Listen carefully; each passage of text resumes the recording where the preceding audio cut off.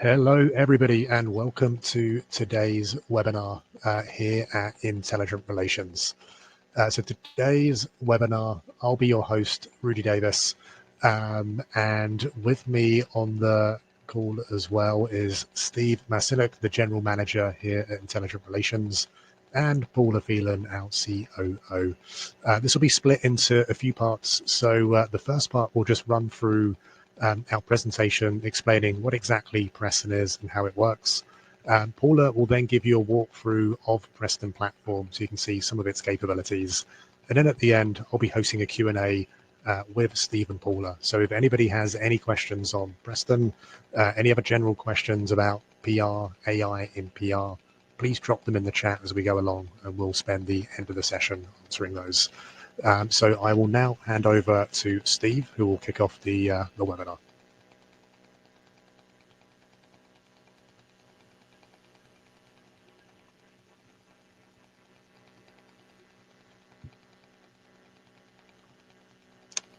I'm not sure I'm hearing you there, Steve, if you're speaking. Let's try take two. So hello, everybody. I think we're good now. Testing 1, 2, 3. Cool. You got it. Good. So Intelligent Relations, we were started in 2020, built on the insight that artificial intelligence, specifically generative AI, would have the potential to transform the way that public relations is done. We are now a company. We got 60 professionals in over 15 countries, combination of PR pros and technologists and back office team, servicing a group of over 100 clients, many of whom are in the startup or niche industry focused areas. So that's our company, and wanted to tell you a little bit more about the main focus of this webinar, which is Preston. So let's dive in to Preston. Let's go to the next slide. Yep. So Preston is our AI-powered PR platform.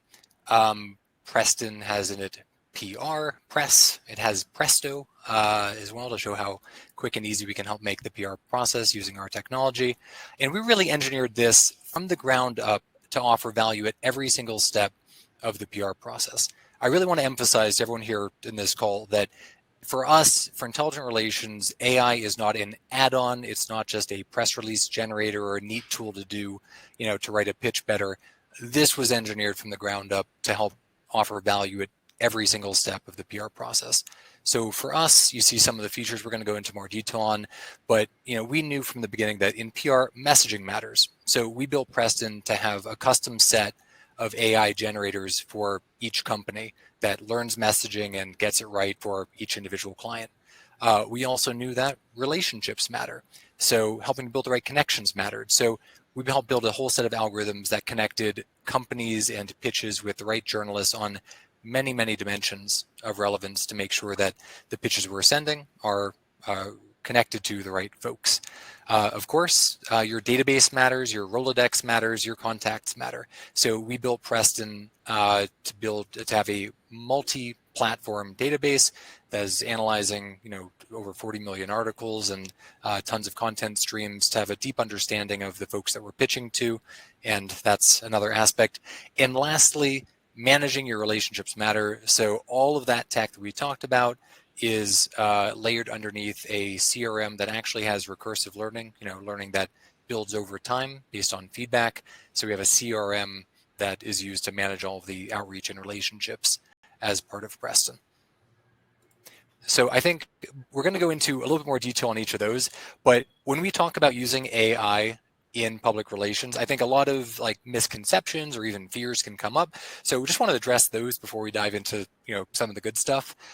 So what is AI in PR? What does that not mean for us at Intelligent Relations? So I think in the beginning, folks were thinking that AI is going to automate everything, and that can cause concerns, especially in industry as sensitive and important as public relations. So for us, AI is not automation, AI is assistance. So it's offering assistance to a real team of PR professionals who are managing client accounts to help to accelerate some of their tedious tasks and to help make what they do more efficient.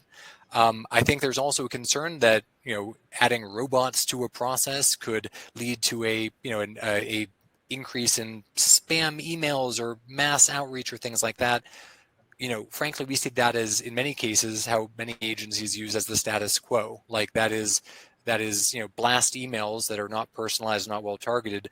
That unfortunately is sometimes the default.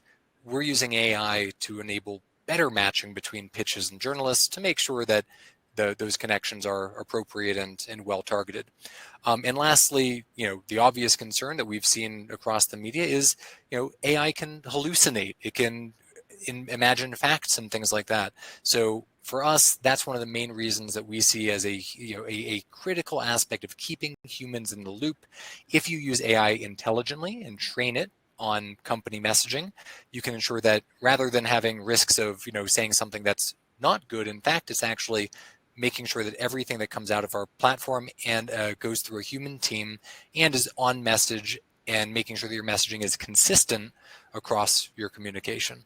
So that's kind of a high level of how we're not using AI, and we can jump into a little bit more detail on how we are.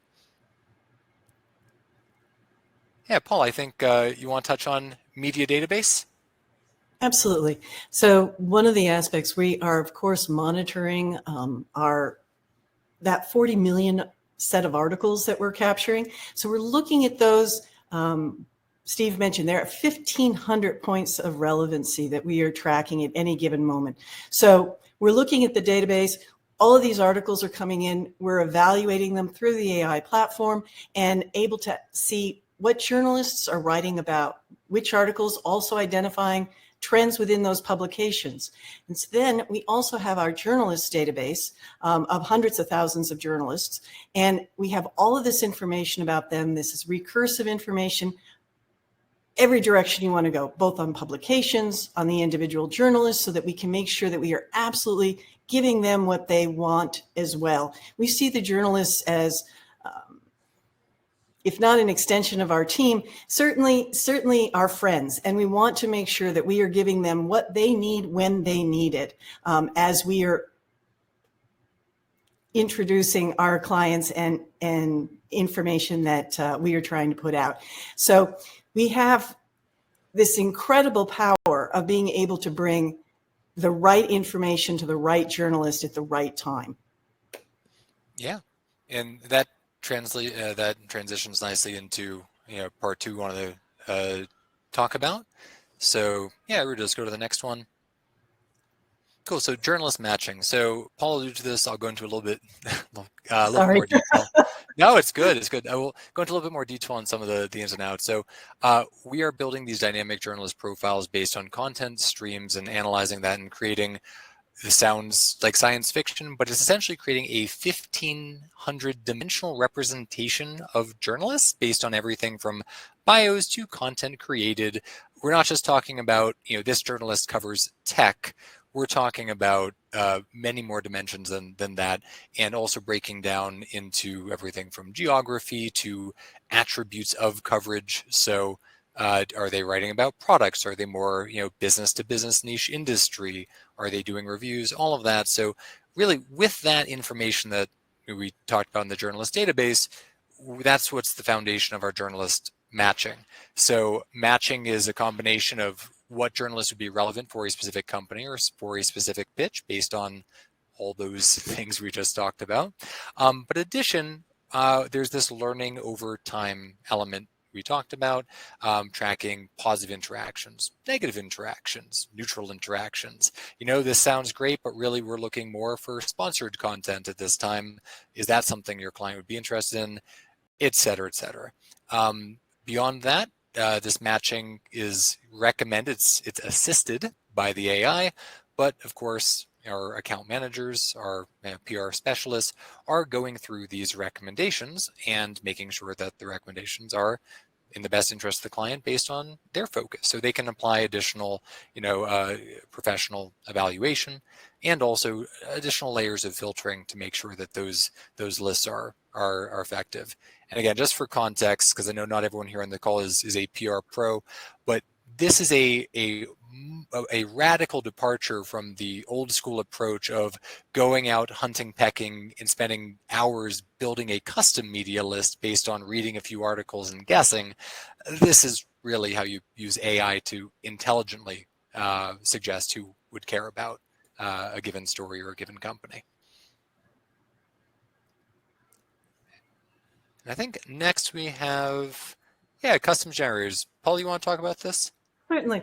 So this is what I think most people think about when they think AI and PR, that we are creating all our press releases through AI and that all the materials that are coming out. And that is really not the way that we're looking at it all. We have AI, we have generative capabilities, but basically these are suggestions, they are ideas, they save time. At the end of the day, these are things that you'd be sitting around working on for hours and hours, and this gives you ideas, and it gives a starting place. And it just takes a lot. It's that old thing, right?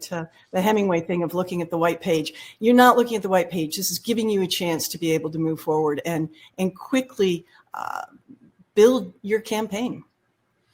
Yeah, and I'm going to show you all of this in a moment. And I'll add one thing here that I think you'll see in a second, but it's important to highlight that there are plenty of out-of-the-box solutions that are pre-trained on generally the internet, and you could say something like write a pitch or something like that. This is taking it several degrees further. Every one of the generators in our platform is trained for a specific client by understanding their messaging, their news, things like that. So that's really what we'll get into a little bit more detail in just a minute. So I think that's a pretty solid overview of some of the core features of Preston. And yeah, Paula, I think, are you able to pull up an account? We can give a little bit of a demo under the hood. All right. Just a minute. And there we go. All right. Can you see this? Yes. Good. All right. So what I'm going to show you is basically how we get started, what it all means. But one of the things that Steve just touched on that really makes a difference is this isn't just one big database with lots of miscellaneous information. We are articulating each client and information about that client and how the journalist relates to that client in the database, not just overall. We have the overall piece, but we're actually able to specify it on the client. Now, I ran an agency for many years, and one of the things that I always struggled with was the fact that there was so much repetition, so much tedium that was required. And when AI came into being, it became really obvious. This is the direction. This is the future. It enables us to streamline the process and actually add to the value as well in a way that no matter how smart you are, how many years you've been doing it, this takes it the next level. And that's what I want to show you right now. So we're seeing the webinar screen. I do apologize for that, and I am glad you said something. Yeah, let's do a different screen share and try to show a different window. Give it a second.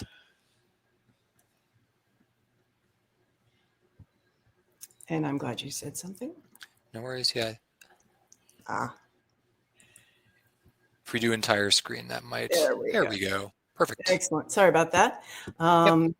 All right. And so basically, this is incredibly simple for the account manager initially. These aren't the things that you would see as a client, and I will go into that. And by the way, share where you're all coming from and the sorts of things that you're hoping to learn from this webinar. So basically, it's as simple as this. We put in the URL of the company. And most of the rest of this pops up initially. So it'll give me a little blurb about the company that will either have been pulled from the company site or overall what it's seeing in the out on the internet. And it will also provide me who the not necessarily, I can change this, but this is usually the CEO. We default to the CEO, and then the keywords get added. We can then change these, update them, remove, whatever makes sense here. This is a live account, so I'm going to be incredibly careful here. So this is where we live and breathe. This is the first place we come to. It's the dashboard. And this is now very specific to this client. And it automatically says, I have an idea for you to pitch. It puts this together based on what's going on, that 40 million articles I was talking about. It's going to focus on security. This is a security product, cybersecurity, and it will go out, identify what's hot in the market, what's trending right now, and come up with a potential pitch. Now, this isn't a pitch that's going to go out, so this is a bit of a process I'm going to step through here. It'll also show what people who are writing about the areas that you care the most about are writing right now that you have never contacted before and that you might want to consider contacting moving forward. Also, if you are not inspired by the story idea that it comes up with initially for you, we can go out and look at what's happening in the news and be able to tie back to those. So from last week, today, last month, and say, you know what, this is something that really matters. Oh, we're really into tax preparers right now. Okay, so we can identify one of these and create a pitch off of that as well. So let's go ahead and do one of those. And I can, by the way, I can always ask it to generate new ideas. This concept of being able to constantly have ideation, you know, things that we used to do in conference rooms and bounce around, and we still do, by the way, but this is always giving you fresh new ideas in a way that was never possible in the past.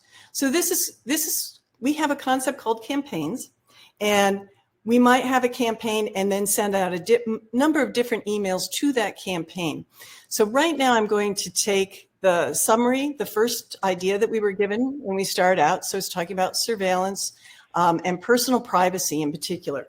And let's say I was going to, sorry, I should have said I'd like to be interviewed there. That I want to call it personal privacy jeopardized. How about that? Yeah, and as Paul is doing this, I think this is obvious to anyone who's ever stepped foot into a PR arena, and probably obvious to some folks who have experience with PR. But the challenge we're addressing here is trying to help take the company and pitch them out to the media is part of like a relevant, interesting story, something they can comment on, something they can connect to in that way. And so it's a challenge, and always has been a challenge for PR agencies to come up with relevant story ideas, and often a pain point of some of the clients we'd work with who are saying, clients who are working with PR agencies, that, they're not creative enough, they're not coming up with ideas on a regular basis. And this process is how we help to combat that, by knowing what's going on in the news and helping to recommend intelligent story ideas that are likely to resonate with the right journalists. And so based on that pitch, thank you, Steve, based on that pitch, these are the folks that have been recommended to us. And it does change each time. And what we are actually able to look at here is not only the individuals, but what they've written about in the last 7 days that's relevant to this company, right? So what we can identify, are they still, one of the things that I used to do all the time is making sure what beat people were working on. Have they moved at all? This will actually give you a visual representation of what's happening. And then also you can see when we last contacted these individuals. So you can have a sense of, oh yeah, did they respond? Did they not respond? Or if there's something that they're working on currently that you're particularly, you see a connection or affinity to, you'd be able to do it. So this does not in any way remove the individual, but it gives the individual a lot more to work with.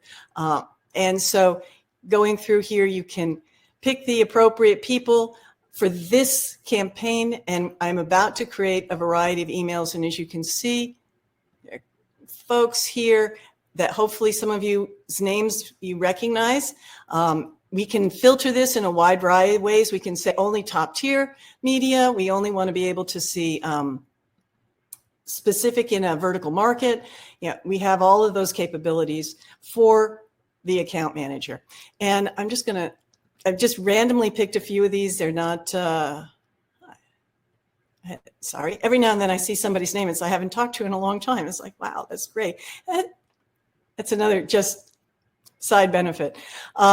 Okay, so now what it's done is it's actually created a specific email to Zach in this case. I could if I turn on the personalization, now remember, it's going out and looking at all those articles, identifying what Zach has written about most recently. And so it brings up, oh, I saw that you recently wrote something on IoT security, right?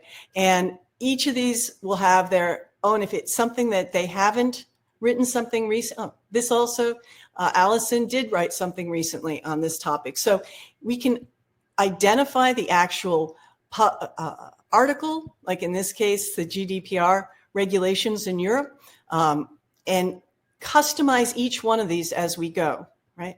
And then when we're ready, we send them off as a draft, or we can send them directly, and then we can actually be able to look at them and get a feel for who we want to reach out to. Has this been approved, depending if there's an approval process in place, and then which ones are ready to send out. Yeah, and we're moving through this relatively quickly as an example, but as you saw, there's multiple human touch points where our experts are offering insight. Draft pitch into punch up, add facts, personalize, make sure for factual accuracy, recommended journalist, but let's add a little bit of scrutiny here. And then what we're doing is going through above and beyond the personalization written by AI, but okay, if they really wrote about a specific angle and it's more B2B versus B2C, you have the opportunity to customize that pitch for the recipient. Right. And also, if you're looking for, basically, if ever you're looking for ideas, or you're looking for journalists, or you're looking for the right publications, there is a way to be able to do that for the account manager. And in this case, I'm saying, all right, I just want to see all the publications that are currently happening in security.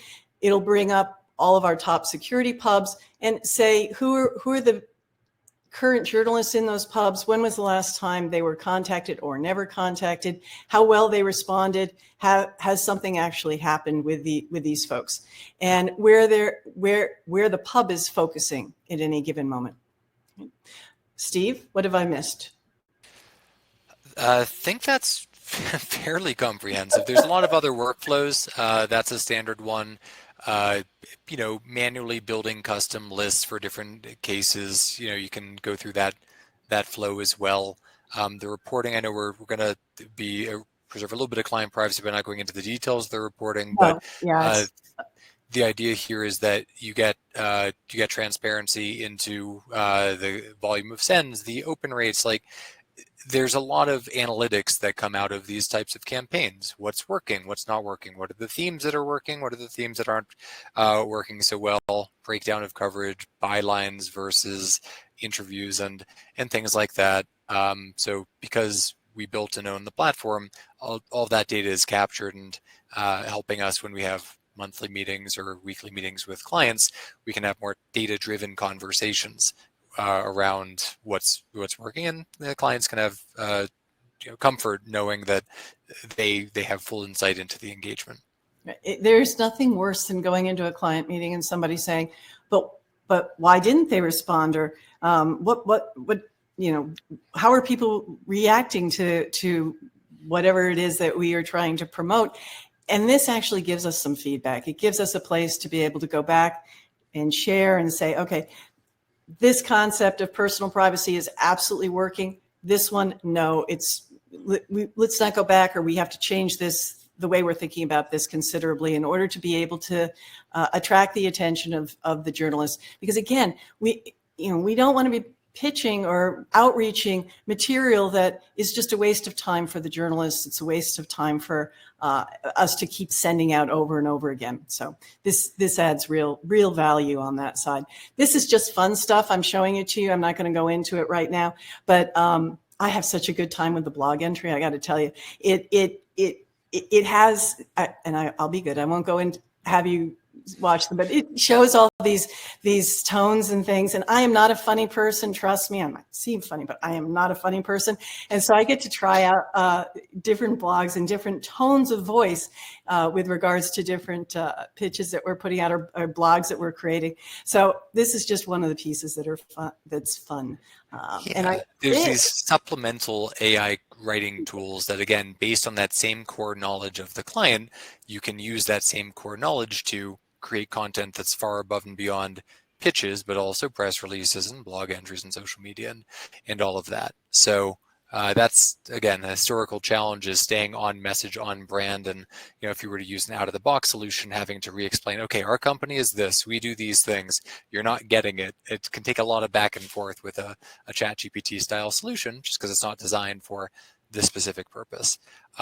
We would love for anyone on the call, if you have specific questions and you want to see different workflows, you want to see how this could be applied for your company, by all means, Paula and I would be happy to hop on a separate call and give you a bit of a private tour. There's a lot more under the hood that we could happily show. And just, I think this is something that came up before, is that the way we offer, the way we deliver the value of Preston to our clients is through this light managed service solution. So we're able to take a lot of the efficiencies that we just showed you and pass on some real valuable cost savings to the clients that we work with as well, compared to more legacy PR type solutions. So that's our tour. Hopefully that's been lightly informative. I see there's a bunch of questions we're happy to address. Rudy, do you want to, back to you, help facilitate Q&A? Let us know what, what's popping up and we can try to address. Yeah, and thanks everyone for asking questions. We've been compiling them as Paula and Steve have been going through the presentation. So I'll start running through these now. And if anyone has any other questions you want to ask, please put them in the chat and we will get to them as we go along. So a couple of questions so far, a few on how the platform works, a few wider ones on sort of the use of AI in PR. So the first one from Sarah, how much time does the Preston platform save the average account manager or the average user, I guess, versus doing it the old way? Paula, I see you got your hand up if you want to take that and talk us through it. Yes, please. I mean, straight up, it's 50%. It's just 50%. This is everything from, list building to having to update for new journalists, tracking them, in idea generation, and first drafts, outlines, things like that. 50% flat out. Okay. And well, I guess a follow up there as well, Paula. I mean, what are some of the benefits there? Does that mean that we can jump on stories a lot quicker? We can get ahead of the curve versus other agencies using more offline processes? Absolutely. And so Steve said it the nice way, but the concept of spray and pray is pretty prevalent within the PR agency space. And it's abusive. It's abusive of everyone involved here. So we are actually able to connect with journalists and editors who care about what we are proposing to them, as opposed to, good luck just having our emails automatically deleted. The next question, I'm sure you both got quite a few thoughts on this, and this is a really good one from Chris. So many or some agencies are kind of actively preventing their account managers or their strategists from using AI for maybe numerous concerns around privacy or just sort of fears as to how it's used.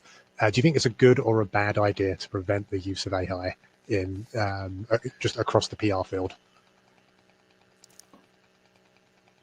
I'll jump in. I'm sure, Steve, you have other thoughts.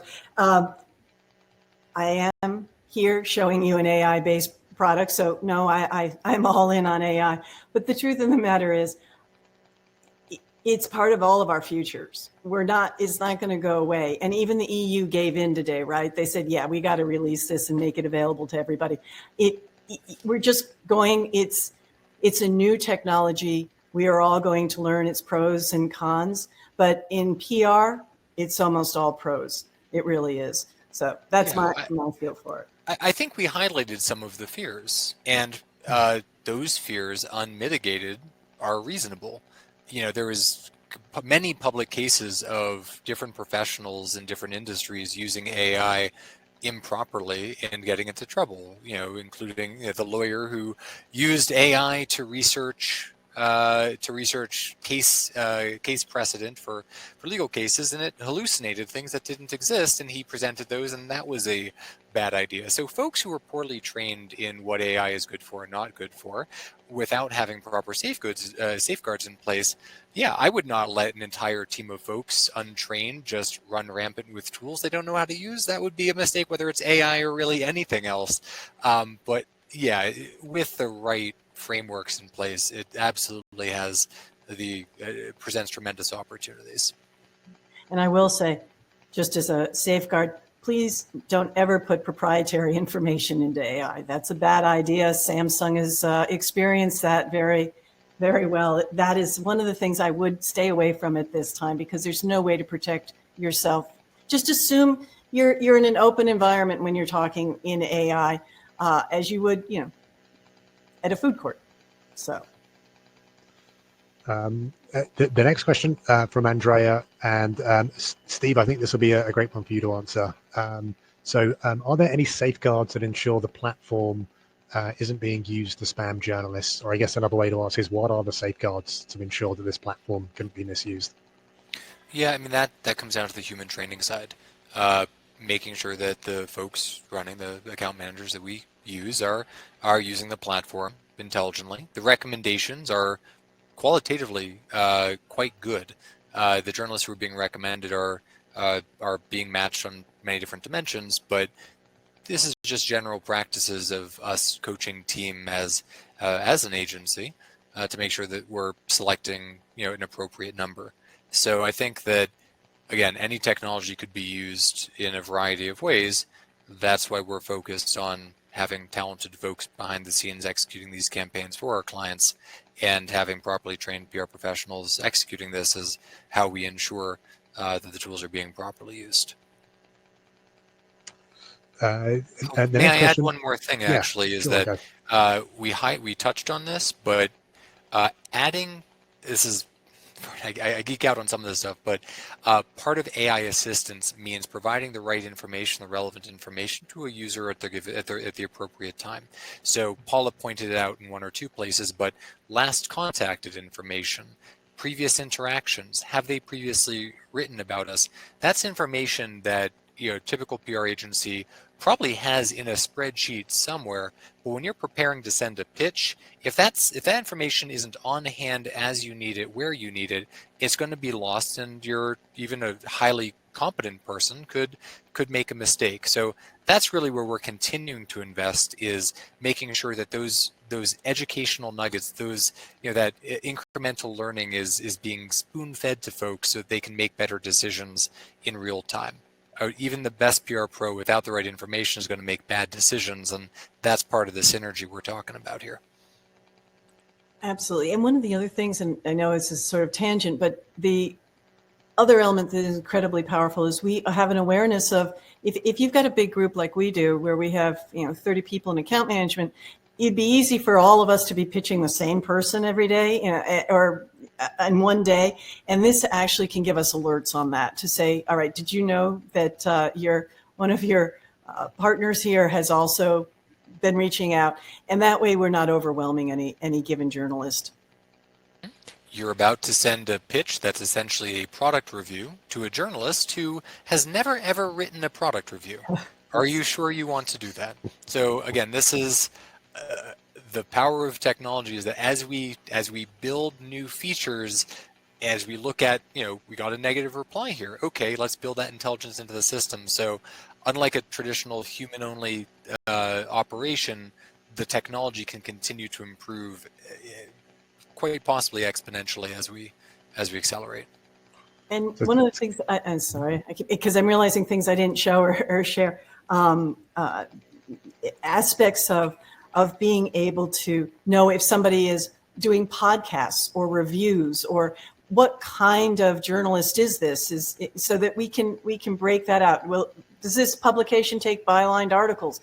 All of those elements. Is there sponsorship capabilities within this publication? So all of this is available to us as well. So, I mean, it sounds like all of those things combined, it hugely reduces the risk of spamming a journalist versus the existing methods or the old-fashioned way of doing things, both by design and by the training of the people using it. The next question from another Andrea. So where do you experience the most time savings on the platform? So what are some of the workflows, some of the breakdowns that is involved in the PR process where we're really taking that quantum leap with the platform? I mean, list building, number one for me. Yeah. It really is list building. And in my old world, it took years and years and years to bring somebody up to speed to know how to even look for a new journalist or how to approach them. And this alleviates all of that. It's incredible. But I'll start with list building, no doubt. Yeah, and on the topic of list building, there's journalists have their beat, and then there's like micro beats that kind of emerge as stories emerge, and that's part of what we designed this to do. Is that it's as new articles come out, that goes into the vector, the representation of the journalist, and so there may be a story that's breaking that some people are already covering, and you might assume that because it's under someone's beat that they'd be interested in that, but they haven't actually written about it, and they're not. It doesn't seem like they're going to. So, building not just faster, but ideally better targeted lists. That's part of what we're talking about. The pitch writing, it helps. It helps to accelerate the process of writing pitches, but it's not really about that. It really does. Paula touched on this. There's a lot of tools out there that you could use to write a pitch. It really is about helping to write a pitch that has some good language in it, that knows the client relatively well, but that really is the jumping off point. I say that's the piece where our team spends the most time, is making sure the pitch is really accurate and properly sourced, et cetera. But it does help to overcome a tremendous amount of emotional burden that an account manager would feel in like staring at that blank piece of paper, not knowing what to say. It's an accelerant, but it's not really where we see maybe surprise some people. Pitch writing really isn't the hardest part about PR. There's a lot of other stuff that goes into it, and but it offers some time savings there as well. Yeah. I'm gonna stay on that point. That leads us nicely on to the next question from Steffi. So it's specifically about pitch generation. So when it comes to pitch generation with the platform, typically how much human involvement is needed? So Steve, you were kind of just touching on that point. Maybe if you want to just extrapolate on that a little bit more. I mean, I gotta say this is critically important. Like writing a pitch that is factually accurate and interesting, and sourced with good information, that really matters. And that's where you need human training, is to make sure that what you're sending out is good.